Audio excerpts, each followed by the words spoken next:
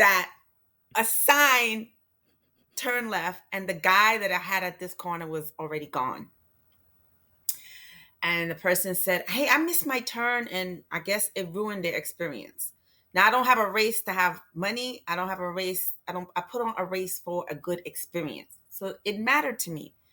And then where I tell you criticism matters, I realize I don't know where she was positioned on the road. But if she's riding in a pack of 3, 4, or riding 3 wide and she's way to the right, she may not have seen those things. And so directional signs that are higher is Mm. I needed to supplement. So people don't read maps. I'm a map geek and I'm pissed. So one of the common things is if you don't have 10 people, 10 signs telling them which way to go, they get lost. And I'm mad. I'm like, you got an MBA, a PhD, read the damn map. You recording this. So That's all right. and you spend all of this energy making maps. I don't like to type, so I make videos. I even go down and do course videos. It's like when you get to this section, it's a big old hole, stay to the right. I mean, and then when it comes, they don't prepare. And then I have board members that goes, I don't know the course, and I'm mad. Mad. I think you have every right to be mad about that. Where do you need me to go? Oh, I'm mad. So maps. People not reading maps, not reading athlete guides, especially and more so for the cycling and for triathlons, not necessarily the running. Different culture, different stage of people, but you're doing epic things, right? And so I think you should pay a little bit more attention.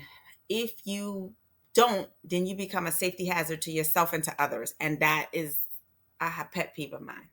Yeah, absolutely.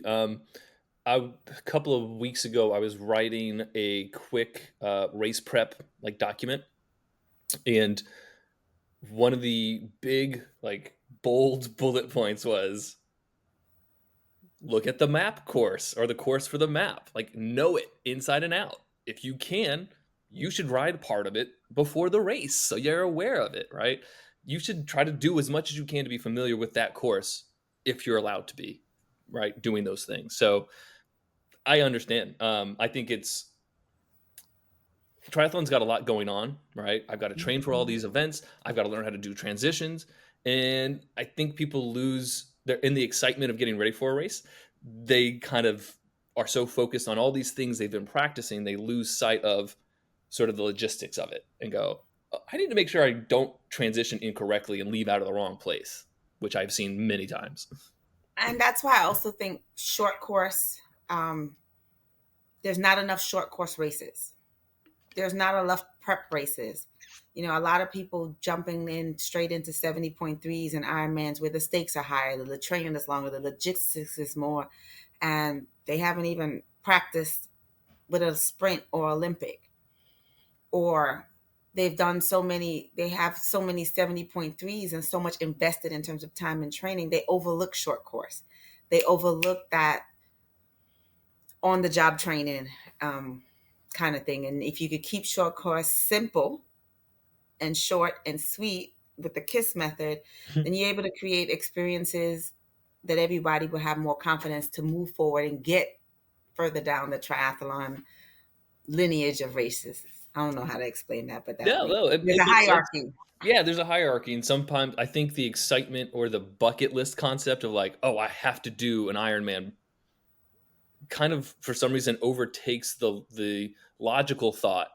Maybe I should do something shorter so I can kind of get some experience under my belt before I invest all this time and all this money and all this travel and uh, put my family through all that training as well, right? Because everyone you're connected to is going to be affected by you training for an Ironman. The end. Even the dog be like, you didn't feed me before you went to swim.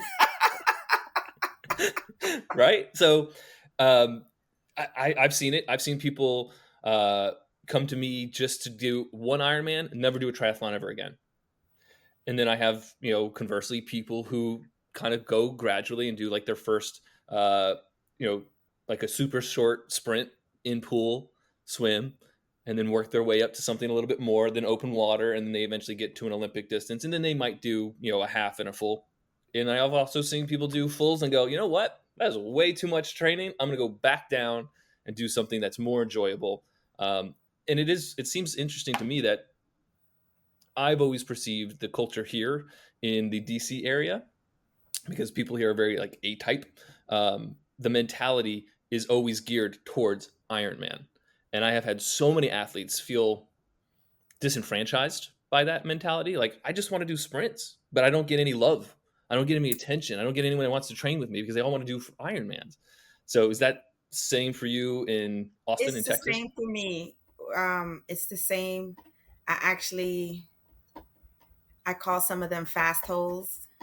Um, Ironman has come a lot about, it's a culture. It has a lot about gear, a lot about distance, a lot of things that turn the people off. I think what's appealing, and I wish we had more of this in triathlon, what's appealing to the 140.6 and the 70.3, they're numbers. Hmm. People already know what that is. There's 70.3 and 146. 140.6. It's a double. In running, you have a 5K, a 10K, a half marathon, a marathon, a 13.1, 26.1. People can easily calculate what those numbers are. When you say sprint, when you say Olympic, they don't know what that means. This is a very high level esoteric talk, but they can't equate to that, right? And then when you say sprint, what does that mean? A sprint distance, not a super sprint, but a sprint distance is almost equivalent to the same level of work as a half marathon. Most Yeah. people now race by time. So they could do 2.5 hours. 70.3, most people could probably figure, okay, I could do a shift. I could do 8 hours of work. I could do, because they look at the course limits. So there's numbers. When it comes to sprint and Olympics, it's, you have a bigger sell, because what is not as sexy is not as appealing. And then nobody knows the sprint is. Nobody knows what an Yeah. Olympic is, but everybody knows what an Ironman is, or 70.3 or 26.2 Yep. or 140.6. So I wish that was a little bit different. I'm hoping to shift that culture, and maybe that we have more people doing short. And I don't even like the word short course, because there's nothing short about it, Hmm. coming from the running community, Yeah. right? So in the lineage of triathlon is short course, but yeah. Yeah, you're right. There's You're right. nothing short about it. And it's when you, I come from a swimming background. So there's long course and there's short course, right? There's 50-meter Mhm. pools and there's 25-yard or 25-meter pools. And so it makes sense to talk about it that way from triathlon perspective, but from a But you running have perspective, numbers. You yep, have numbers. You have a yep, 25 and you have 50. You have yep. numbers. There's no numbers in sprint. There's no numbers in Olympic, unless you break it down by one of the components of the swim, the bike, or the run. There's no numbers, And they're not standard, and they're right? not standard. Right. Where like Ironman is always standard, a half is always standard, Olympic is always standard, right? So, And um, people look for patterns that they could figure out. is that I you you you started hosting events to help bring some more, it seems like, levity to the sport. I love your email address, by the way. No, So well, okay. So back in 2019, I think that was the last Ironman event I did. Yeah, because COVID was 2020. And I was sitting there and I realized there was less people that looked like me. mhm, Female, ethnic. There was pretty decent amount of people in my age group, race, but also my girlfriends, right? Because they were either burnt out or nobody wanted to train that long, as you said, for 70.3s or 140.6. So I'm like, okay, how can I bring my friends with me and make them be a part of it too? So for years, there was something called Lifetime had an indoor triathlon series. I would bring at least 20 athletes to each of them. hmm, 1 hour, and I can make you a triathlete. And I realized from there they got the bug. So once you give them a good experience, once they realize something is achievable, once they realize something is reachable, then they want to keep going. And so that's kind of how I got in, started into hosting events. And also Sometimes people think triathlon is not inclusive. And when you say that, sometimes they think they're reacting to your sex, to your race, to your ethnicity, to your age. But sometimes it's more about culture and niche jargon. It's Yeah. like showing up in France and the only word you know is croissant, right? The people are talking, you don't understand each other, and they're looking at you like you in my country and you don't know how to, right? Or Yep. they're telling you, or you go to all you know is cervezas and baños if you go to Mexico. You can't communicate. And so I remember showing up for a cycling ride, and this is the other thing that inspired. I ended up showing up on a cycling ride, and they looked me up and down. And now they don't know how to talk to me because this cycling group was a bunch of dudes and they were geeking out. I mean, they're talking power wattage, they're talking crank arms, they talking SRAM, they talking Shimano, and they didn't realize I knew the language, and they kind of looked at me like they're waiting for me to say something. And as soon as I said something, like, oh, and then I realized there's a barrier there. There's a language and a niche barrier. You know, running, you show up. The only thing they talk about in running is fast and slow and what shoes you wearing. Yeah. As you get into cycling and triathlon, is a whole culture, they speak a different language. And so some of the problems I realized we were having were that we're not attracting more people besides the Ironman snobs that are, what's the word, turning a lot of people off. Hmm. A lot of people don't understand the jargon. So now when I race announce, I hope I answered that question. Sure. But I race announced, and I was at a race and I looked in the line and they looked nervous. And I asked the guys, what's the number? And he said, we have about 30 to 40% new. Mm. And I'm looking at the race. Of course, everybody's nervous, but this seemed like a different kind of, they seemed lost. So they're supposed to get their packet, and then they were supposed to go to get their time and chip and go to transition. A lot of them don't know what transition is. Hmm. They don't know what a time and chip is. Hmm. But when I told them get a blue thingamajig to put it on your ankle, they understood exactly what that meant. So there's so many layers and things that are just so different when it comes to running and pure cycling events that make triathlon learning curve a little bit more. Yeah. So that is why I started hosting events. That's why we have community swims. That's why we have community rides, to give people the opportunity to meet others to talk to without being a club or clique. That's another thing. Clubs become cliquish. Very They much so. doing dinners together. They got matching shirts. They wives are playing golf at the same time. It becomes a clique, right? And if you don't fit right in, like a Lego piece, Yep. Yep. it's not good. So Yeah, we have a local, very large team here, and it becomes very clicky. I used to help coach with them, um, and one of their things that they do is they have like a big grill out and like grill all this food during races. And if you mhm. used to be a part of the team and you want to say hi to your friends, you're not allowed to go say hi to your friends. You cannot go to their area. Their friends have to leave that area to go hang out with you. But you, as a former What, they member, have barricades up? it's They got insane, security? right? To me, as we talked previously, I had an epiphany that triathlon is a very inclusive sport, but only because I was working with people that made it inclusive. Where previously I had been surrounded by people that made it very inclusive. And so I never made that connection until basically last year, which then prompted me to kind of jump on to try swim coach and start doing things, because it should be more inclusive. It should be more accessible, because just like cycling, swimming has a terminology issue as well. The things that we say Have you in, ever read your swim workout? what was that? Have you ever read your swim workout Yeah. and pretended that you didn't even know what a flipper was?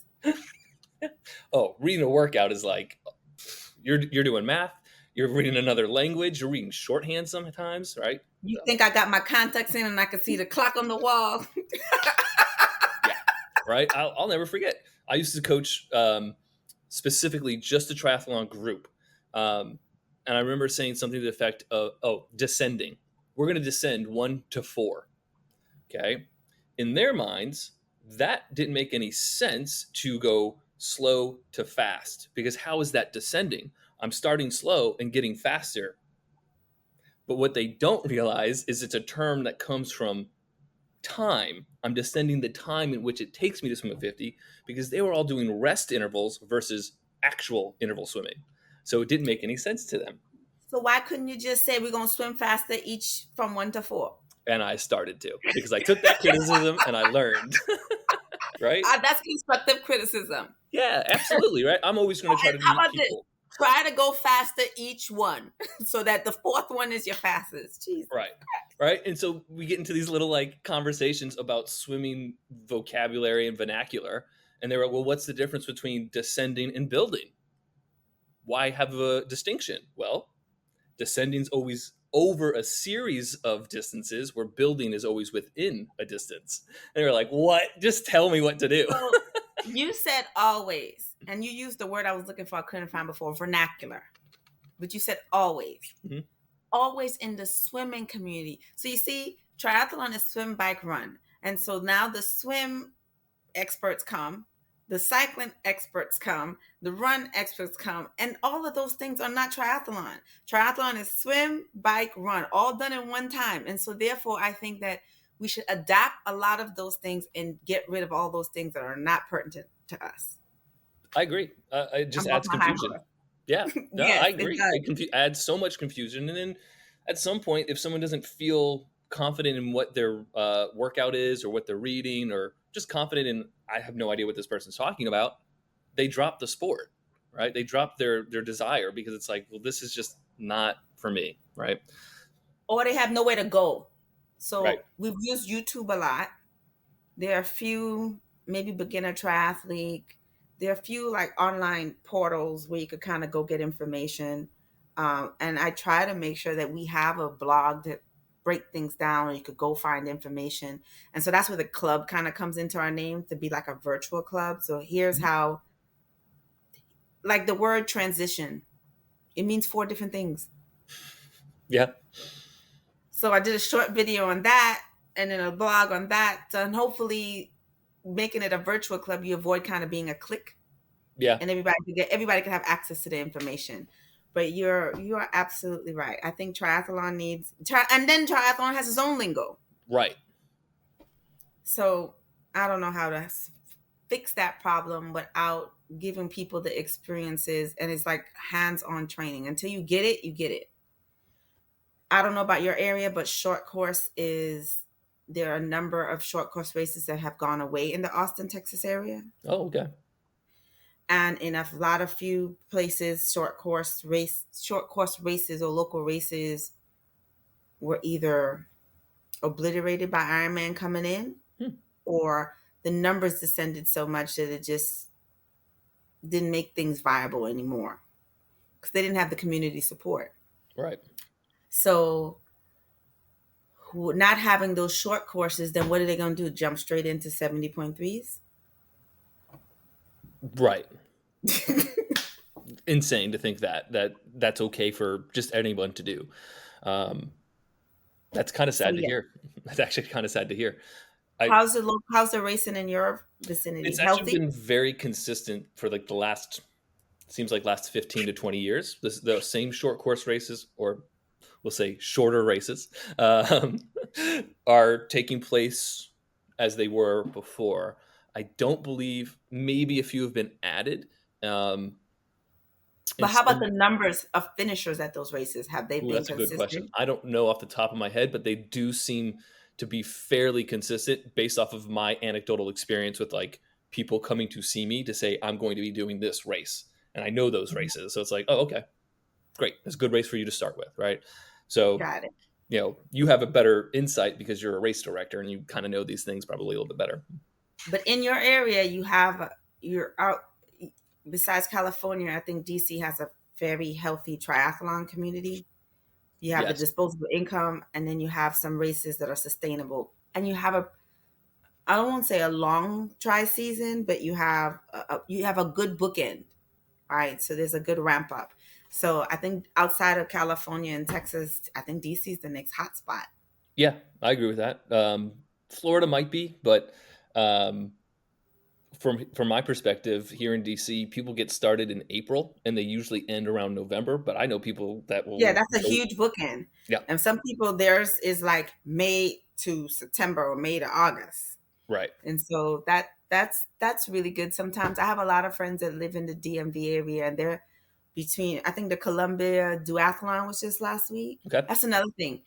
You have a lot of duathlons or multi-sports in that area you that do. you don't seem to have as viable in outside of Hmm. that area.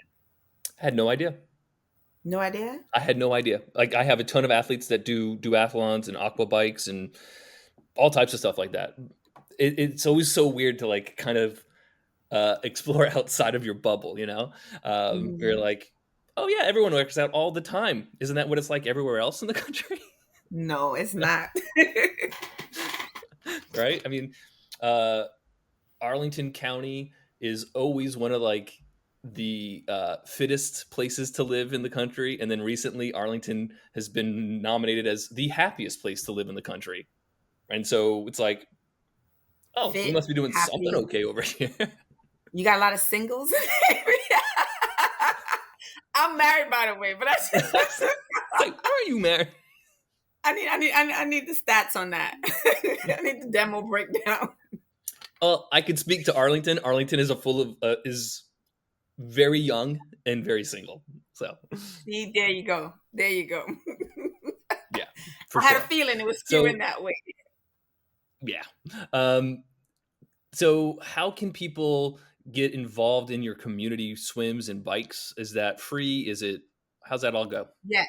So it is free. One of the things that we've opted to for our community swims, they're kayak support. And we used to have a weekly swim. And then we realized it was only Ironman athletes showing up for the weekly swims. I support everybody. Sure, absolutely. Water safety is very tantamount. Sometimes some people get panic attacks. They get sipe. It's just a fear that's very real and rational to them. Absolutely. So I figure the more you know something and you become more familiar with it, it stomps the fear out, and therefore you make you more successful.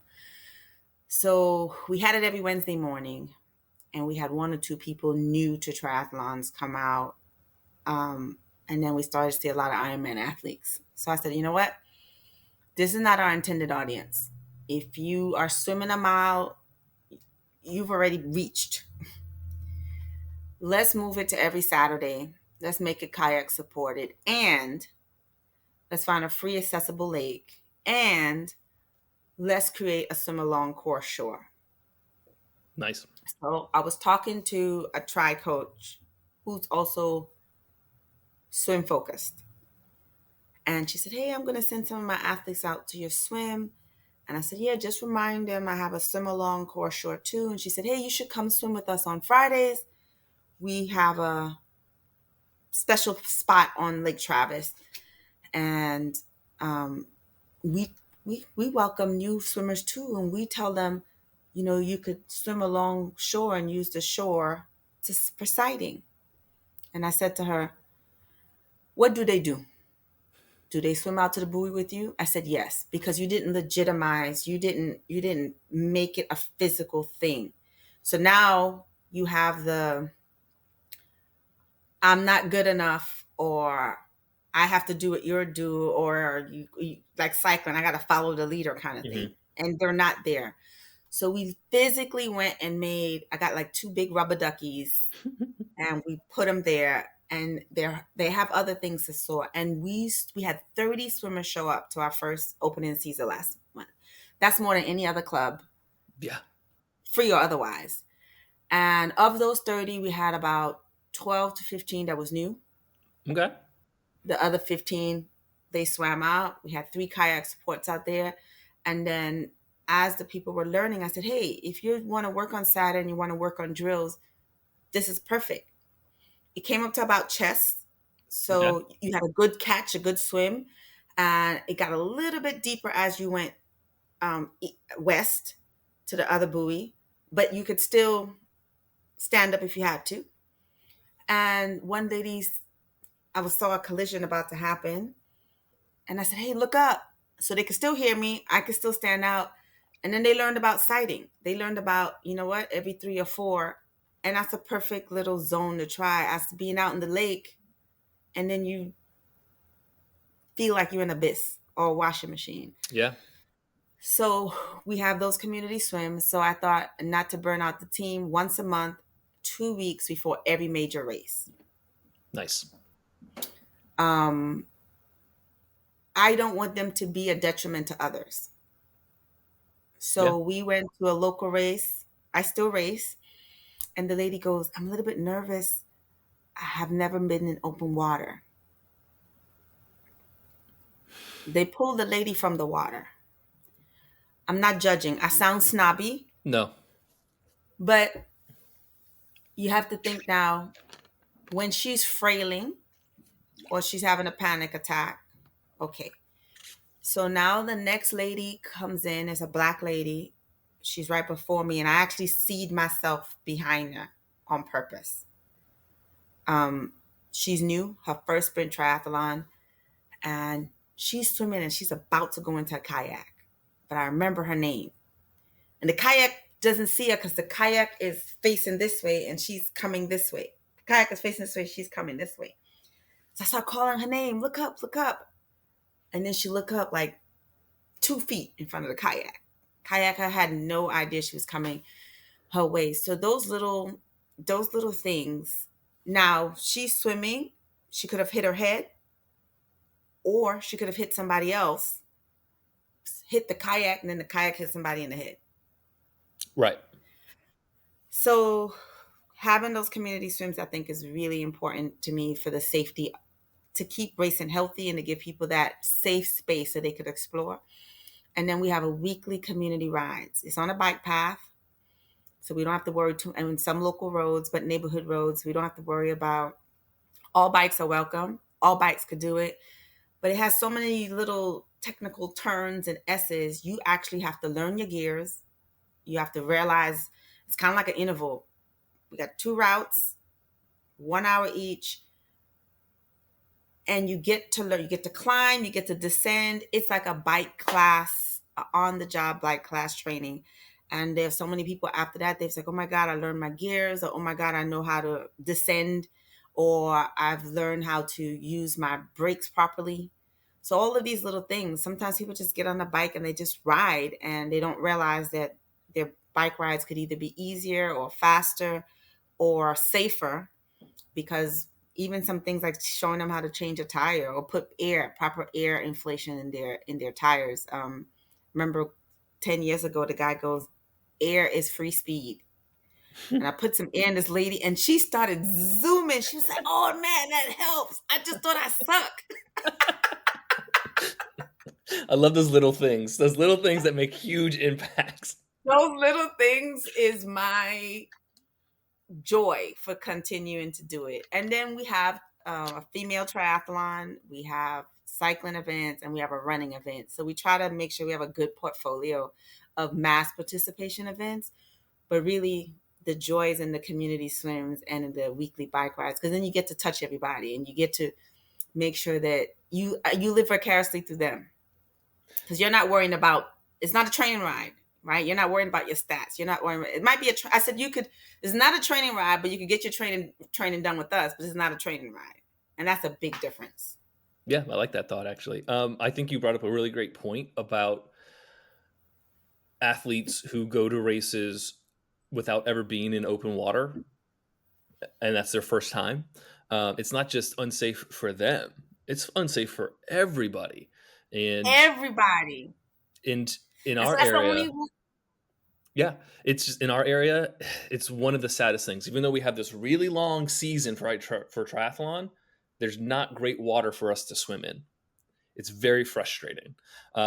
So there's groups that swim in the Potomac, but the Potomac's disgusting, and I don't believe that you should swim in water that you wouldn't want to ingest, because you will ingest it. And so if you don't want to ingest that water, don't swim in it. So Do you swim in it on race day?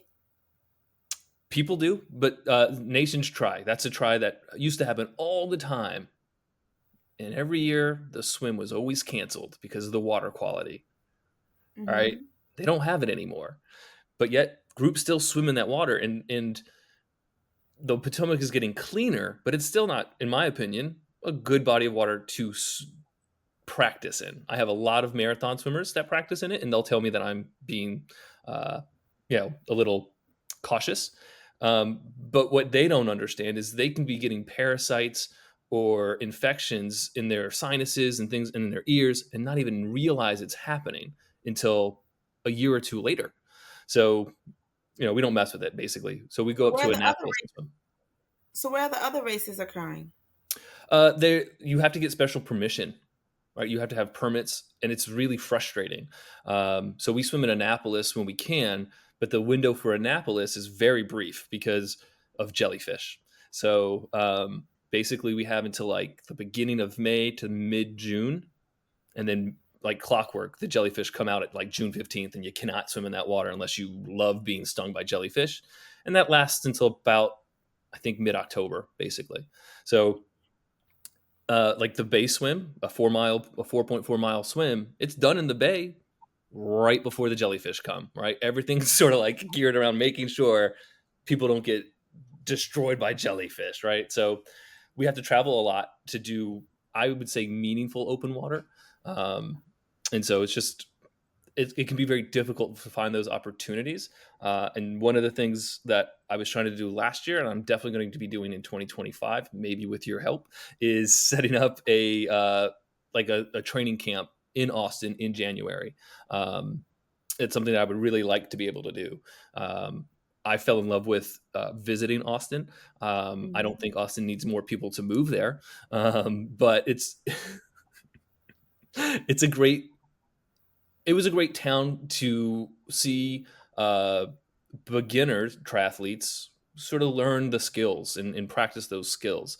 So I would love to get back there and do something, do some open water classes or open water clinic, and maybe some bike run stuff too.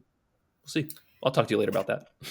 When you have a developing city like or Central Texas area that's booming, I am constantly losing my marbles. That's not the word I want to use, but losing my marbles because we are constantly under pressure with construction, Mm, with new neighborhoods going up. So our countryside for bike rides, open roads is diminishing. And we don't have a plethora of bike paths or trails to train on. So now there's a risk factor besides the swim, there's a risk factor in getting new people to ride is because if they don't find a group ride, they're not going to go out there by themselves. And it's now when you have group rides and you have newbies and you have roads and cars buzzing, that no longer becomes fun. yep.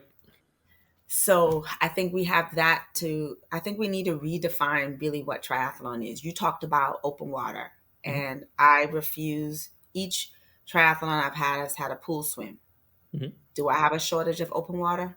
I do not. Why? I want to make sure I have consistent water quality. I want to make sure that I don't have people siping or drowning, and most people train in that environment. Let's make it, if it's shorter in distance, a 300, a 400, then also the earlier they're out on the bike course, the less they're exposed to the sleepy person trying to go out there and buy Starbucks in the middle of the morning, and being a risk to the athletes. So when I design courses for that, I think that there's some people feel that if it's not in open water, it's not a true triathlon, Mm. or they look down on pool triathlons. But I think there are some, as all of the reasons you mentioned for the Potomac, those are reasons for a pool triathlon. Yeah. I just, whenever I have clients tell me that they're going to be doing a pool swim, I just warn them that a lot of the times people misseat themselves. And sometimes it's intentional, sometimes it's not intentional, and there's bound to be a traffic jam. And I just give them that heads up, just know it's coming. Um, but that's probably true for open water too, right? There's going to be traffic jams around buoys and things like that. So it's kind of a nice Oh, introduction. always around the buoys. It's like, wait a minute. And then why are you clinging? And then I'm like, I cannot. You There's almost just made me cords spit my there. coffee out. See, now it makes me sound snobbish, but I'm not. I'm just saying it's like the unsafest places to be is to swim towards a buoy and realize there's 26 people holding the buoy. Yeah. Right. But everyone has the same idea because it's mostly a lack of experience, right? If they had experience, they would know that buoys are bottlenecks. They're not great places to hang out. They need to move on, right? If they need to, they get off the course and they could float on their back. So this is why I say sprint triathlons are very important. And I welcome that kind of traffic in a sprint triathlon because now they have on the job training. They know what to do next time. So, in all fairness, even though we're laughing, I wouldn't expect that same thing at a 70.3, but it's been happening more and more at 70.3s because they haven't done Olympics and they haven't done sprint. That's where I'm mad. I'm mad as hell. Sprints, I'm okay with that. I'll swim around. But 70.3, I'm mad as hell. I'm mad. And Yeah. now, when you start doing that, the kayakers start coming closer, and then it narrows your channel for passing, or you have to sight more because you don't want to run into a kayak, or the kayak is trying to rescue this person, or they're swimming this way to get to the kayak, and you trying to swim this way, and then you can't cuss them out because you're going to get water in your mouth. So you just have to keep mind your business and keep swimming. But that is why we have sprints. And so when I see that at a sprint, okay, I'm happy. You just make sure you have extra kayak support or people who can encourage them, hey, just swim to the next buoy. And that's why how races are set up are very important to accommodate new and experienced folks. There's some courses not good for newbies, good for the guy with the zip wheels and who's been doing triathlons. He's going to come out feeling like a gladiator and then go, what took you so long? And you like, you want to cuss? Yes. And I would say, pro tip, you just gave a great tip. In open water, when you are swimming open water or racing, doesn't matter, you might get pissed off. You might feel vexed that someone ran into you. Just keep going. Let it go. Let it be water off a duck's back. Let it roll right off of your back and keep going. Why would you stop and lose all of your momentum and all of your energy to get angry at somebody? I've been told plenty of stories of people like stopping because, like, from my client's perspective, they were swimming, they were drafting off of somebody, and that person didn't like it. So that person stopped and tried to punch them while they were swimming. Well, you're not throwing a punch very well into water. It's not going to happen. So that person literally just stopped to try to punch one of my clients, and my client just kept going, and that person just wasted all their time and energy and then had to start all that momentum again. So don't bother getting angry about it. Just keep going. Everyone's kind of doing their own thing. Coaches, I think, and I'm just giving a message to the coaches, especially coaches and club leaders. Please inform your athletes that swimming in open water is a contact sport. So That's when why I you like get it. touched for the first time, you freak out because you didn't get touched in the pool, you didn't get touched in training, and you're like, was it intentional? And it is a contact sport. So therefore, if you don't want to be in contact, swim longer, swim extra, swim wider, but make cutoff, right? Yeah. And that's Don't forget that. I think that's what shocks a lot of people. Yeah. Or people don't realize, coaches, message for the coaches, when you have a newbie race or people wearing wetsuits and half the field is not wearing wetsuits, the wetsuit people will roll right over the non-wetsuit people and don't even know or feel it. Right. So that's annoying because now you realize, wait a minute, this guy just swam over me, but he didn't even feel it. He didn't know. Right. So that's one of those, that wetsuit game that sometimes when it's like barely 78.1 and a half the field puts it on, and even though they start last, they swim over all the slower swimmers and it becomes unsafe. But Yeah, very much so. that's one of those things, until you race a while, you realize, hey, this happens. So how can people find events that you're hosting through this summer into the fall? How can people join your events or join your community swims and bike rides? So swimbikeRunFun.net. That's how you find us. Um, Everything that we do, we try to make fun. We try to break the ice. So yes, you're gonna see rubber duckies with shades and lipstick on at our swim events. So fun open water swims. Look it up if you want to do that. We have a hippo dash. I'm in Hutto, and the town mascot is a hippo. We got Hmm. hippos on the course, right? And then we have Pink Strong Ride and Pink Strong Triathlon. So any Pink Strong event is ours.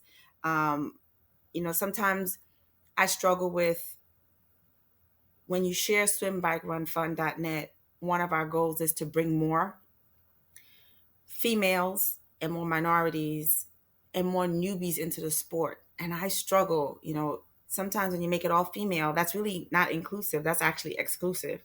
Yeah. And now in Austin, we have so many gender neutral Hmm. tendencies. I don't know what the right word is. That I'm always like shocked. So we all of our things are open, but we want to make sure that we cater to new folks. We want to cater to minorities, and we want to cater to women. And you go to like the PTO race in Dallas. Let's just say there was 100 people, 75 were dudes. Wow. That the ladies looked around in transition like, is this all we got? Hmm. So I don't know. And women got other families, they got other things. So women race with other friends. So how can you make a race appealing to a professional, a mom, to the lady, your next door neighbor? Once you have that base, then I think you'll continue to have the livelihood of triathlon live on. So we try to make things as fun as possible and not always about gear, not always about time. We love to be fabulous. I figure that's an easy ask, but somebody goes, "Oh, I finished in 10 minutes. I'm happy." But would I walk around talking about, "Oh my God, you could have done it in 9?" No, I'm not going to bust their bubble. So once you make them successful in increment blocks, they go on.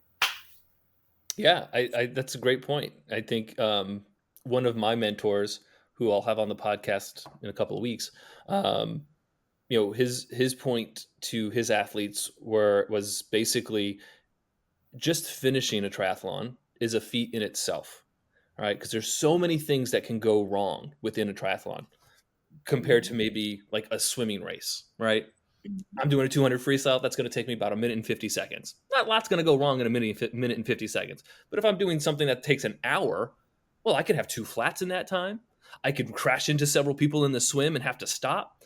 I can get, a sprained ankle on the run. There's so many variables in triathlon that if you finish and you cross that finish line and you don't feel some joy in just finishing, then you're probably in the wrong sport. Um, Over time, it's fun to watch yourself improve, but just the finish is Mhm. like kind of an awesome feat within itself. And that's something I really appreciate thinking about coming from a competitive swimming background. Exactly. One on our community group rides, you know how you go, you show up A group, B group, what's the pace, the route. Sometimes it can be draining. Yeah. So one of the things is we have a spicy route and a jazzy route. The I lady like goes, it. "Oh, I'm a slow rider. I don't care. You could do one of these two routes." And that removes some of the pressure off of being fast or being slow. And then there's one other point I want to make to the world. Sometimes if you ride between 8 and 13 miles per hour, some people call you slow, some people call you beginners, some people call you social riders. They have some people who are Ironman athletes, retired, and they just like riding at a casual pace, but they're not a beginner. But this is the pace that they feel comfortable with because they want to see the brooks, they want to see the butterflies, they want to talk to their friends. They're not trying to bust a hamstring. They want to go have coffee and taco afterwards. And I wish that our sport would just really stop focusing on gear and times. And I think that will attract and keep more people longer. I mean, you have some marathon runners in their 80s and 90s, and they run a marathon, a half marathon, 5, 10 all year long.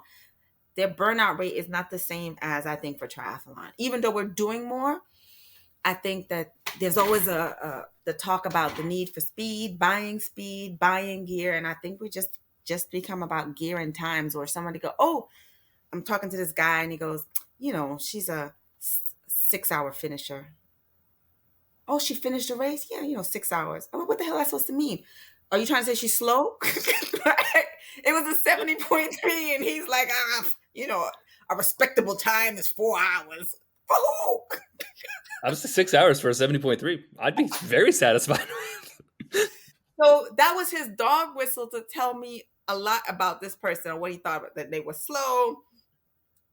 They just, Yeah, whatever. Yeah. whatever. But I'm like, I think you're the fool, not this person. Matter of fact, they got more for their money. They enjoyed the course. And now you sitting around waiting for them. With your busted hamstring. That's my message to the triathlon world. Worry less about gear and times and more about finishing. Yeah, I think that's a great message to end on. I only can echo that sentiment. I think that triathlon gives an opportunity for variation in training, which is important to stay stimulated, right? Variety is the spice of life. And, getting involved in triathlon isn't only about getting your best time. Does it feel good to get your best time? Absolutely. But it's also about having community and lifestyle that promotes being healthy and being fit. And the most important thing we have in our life, I believe, is our mental and physical health. Without them, what's the point? So you might as well find something that you can share with your friends and family and enjoy. Maybe it's triathlon outright, maybe it's just cycling, maybe it's just running, maybe it's just swimming, and maybe every once in a while everyone gets together and does a race together. Who knows, right? But that's how I think about it. I feel like I can talk to you all day, by the way. So we need to probably end this conversation now. You said something I really disagree with. That's why I'm laughing. Go ahead. Tell me. Most people do triathlons to challenge themselves and to feel like gladiators. So put some respect on triathlon when you're talking about, it's about community, it's about swimming. But no, they come out, when you cross that finish line, you feel like you done hit beast mode. That's so fair. Put some respect on the finish line. Most people don't just decide to do a triathlon. Some people have to learn to swim. Some people have to learn to bike. I mean, they really working hard, even for a short course or a sprint. There are many people who had to learn how to swim to complete a sprint. So when they cross that finish line, literally it's like you become a Roman gladiator and the whole crowd roaring for you because you worked your ass off to get there. So I agree 100%. All right. Like I said, I could keep going on, but I'm not going to. I know you've got to go. So, all right. Any last way or any other ways people can reach out to you or contact you, right? You can shout out to the website again. swimbikeRunFun.net. We are also SBR Fun Events online on Instagram and Facebook. I'm Camille Baptiste. I think that's it. I'm a people person, but when it comes to social, I'm like, What do you mean by social? Like social media? You're like, Like social media. I'm super social, but when it comes to social media, it's draining. It is.